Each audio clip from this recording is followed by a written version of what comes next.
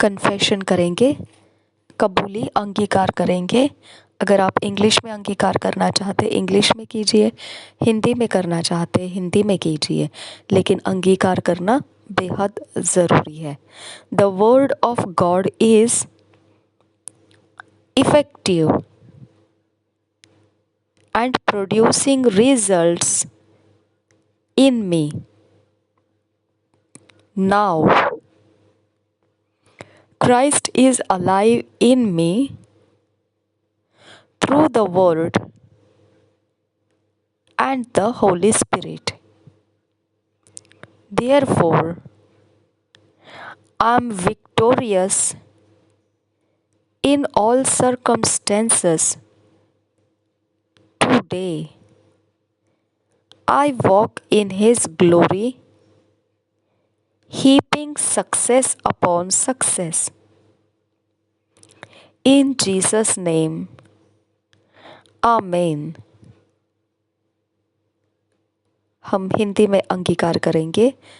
परमेश्वर का वचन प्रभावशाली और नतीजों को उत्पन्न करने वाला है। मेरे अंदर अभी मसीह मुझ में जीवित है, उसके वचन के द्वारा और उसके पवित्र आत्मा के द्वारा। इसके लिए मैं सारे परिस्थितियों के ऊपर जयवंत हूँ। आज मैं उसकी महिमा में चलता हूँ, सफलता के ऊपर सफलताओं का ढेर लगाता हुआ। यीशु के नाम में आमीन। मनन करने के लिए आज जो वचन दिया है वो है Luke 1 chapter 37 verse amplified classic version में से लिया है, और कोलोशियंस 3 चैप्टर 16 वर्स जो हम किंग्स जेम्स वर्जन में से पढ़ेंगे, और जोशुआ 1 चैप्टर 8 वर्स अगेन ये दोबारा एम्प्लीफाइड क्लासिक वर्जन में से हम पढ़ेंगे। और फिर जब हिंदी में इसे पढ़ना है तो हम किंग्स जेम्स वर्जन में से पढ़ेंगे। हिंदी में जब पढ़ना है तो हम BSI बाइबल में से पढ़ेंगे। सिर्फ कोलोशियंस का 3 अध्याय का 16 वचन किंग्स जेम्स वर्जन में से इंग्लिश में पढ़ेंगे, और बाकी लूका 1 चैप्टर 1 अध्याय 37 वचन और यहोशुआ 1 अध्याय 8 वचन इंग्लिश में एम्प्लीफाइड क्लासिक वर्जन में पढ़ेंगे।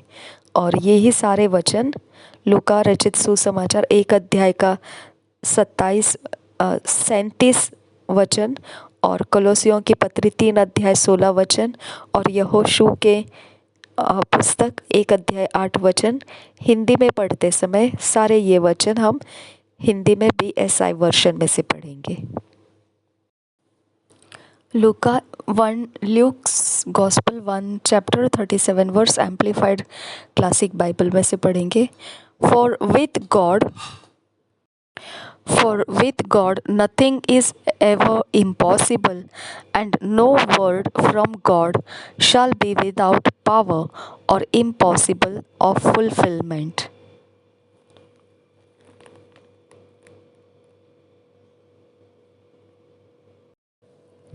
लूका रचित सुसमाचार 1 अध्याय 37 वचन।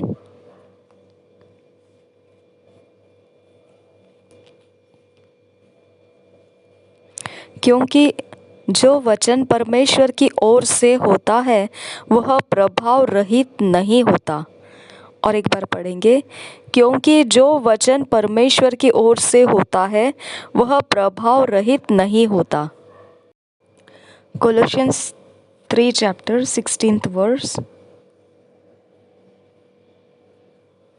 कोलोशियंस 3 चैप्टर 16 वर्स हम किंग्स जेम्स वर्शन में से पढ़ रहे हैं। Let the word of Christ dwell in you richly in all wisdom, teaching and admonishing one another in psalms and hymns and spiritual songs, singing with grace in your hearts to the Lord. कोलोसियों की पत्री 3 अध्याय 16 वचन। मसीह के वचन को अपने हृदय में अधिकाई से बसने दो और सिद्ध ज्ञान सहित एक दूसरे को सिखाओ और चिताओ, और अपने अपने मन में अनुग्रह के साथ परमेश्वर के लिए भजन और स्तुति गान और आत्मिक गीत गाओ। और एक बार पढ़ेंगे। मसीह के वचन को अपने हृदय में अधिकाई से बसने दो और सिद्ध ज्ञान सहित एक दूसरे को सिखाओ और चिताओ, और अपने अपने मन में अनुग्रह के साथ परमेश्वर के लिए भजन और स्तुति गान और आत्मिक गीत गाओ। Joshua 1 chapter 8 verse amplified classic Bible version में से पढ़ेंगे।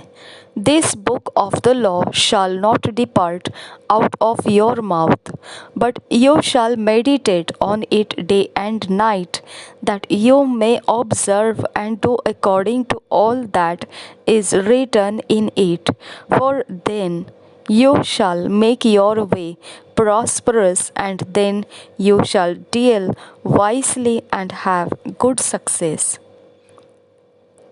और एक बार पढ़ेंगे।